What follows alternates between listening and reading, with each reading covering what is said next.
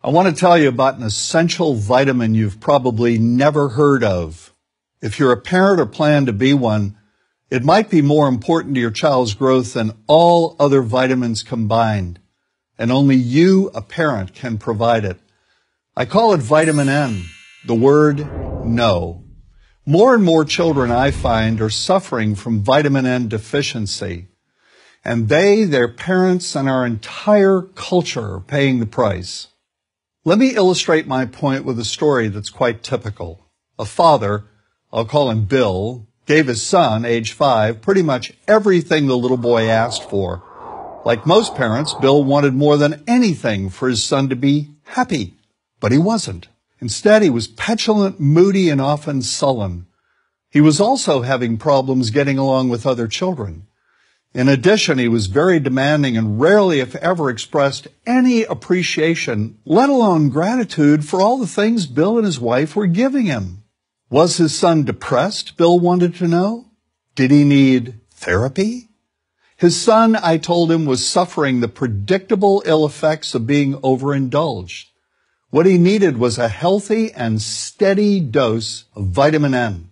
Overindulgence, a deficiency of vitamin N, leads to its own form of addiction. When the point of diminishing returns is passed, and it's passed fairly early on, the receiving of things begins to generate nothing but want for more things. One terrible effect of this is that our children are becoming accustomed to a material standard that's out of kilter with what they can ever hope to achieve as adults.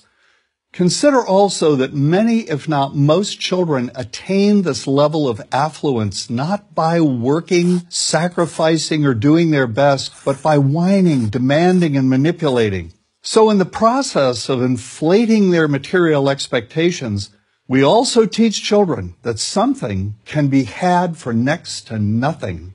Not only is that a falsehood, it's also one of the most dangerous, destructive attitudes a person can acquire. This may go a long way toward explaining why the mental health of children in the 1950s, when kids got a lot less, was significantly better than the mental health of today's kids. Since the 50s, and especially in the last few decades, as indulgence has become the parenting norm, the rates of child and teen depression have skyrocketed. Children who grow up believing in the something for nothing fairy tale are likely to become emotionally stunted, self-centered adults. Then, when they themselves become parents, they're likely to overdose their children with material things. The piles of toys, plushies, and gadgets one finds scattered around most households. In that way, overindulgence, a deficiency of vitamin N, becomes an inherited disease, an addiction passed from one generation to the next.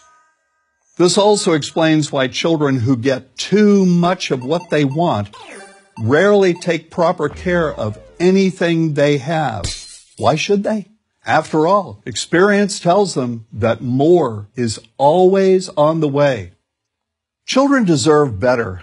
They deserve to have parents attend to their needs for protection, affection, and direction. Beyond that, they deserve to hear their parents say no far more often than yes when it comes to their whimsical desires. They deserve to learn the value of constructive creative effort as opposed to the value of effort expended whining, lying on the floor, kicking and screaming, or playing one parent against the other.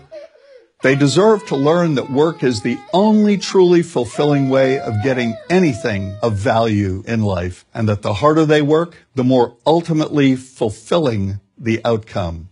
In the process of trying to protect children from frustration, parents have turned reality upside down. A child raised in this topsy-turvy fashion may not have the skills needed to stand on his or her own 2 feet when the time comes to do so. Here's a simple rule. Turn your children's world right side up by giving them all of what they truly need, but no more than 25% of what they simply want. I call this the principle of benign deprivation. When all is said and done, the most character-building 2-letter word in the English language is no. Vitamin N. Dispense it frequently. You'll be happier in the long run, and so will your child. I'm John Rosemond, author and family psychologist for Prager University.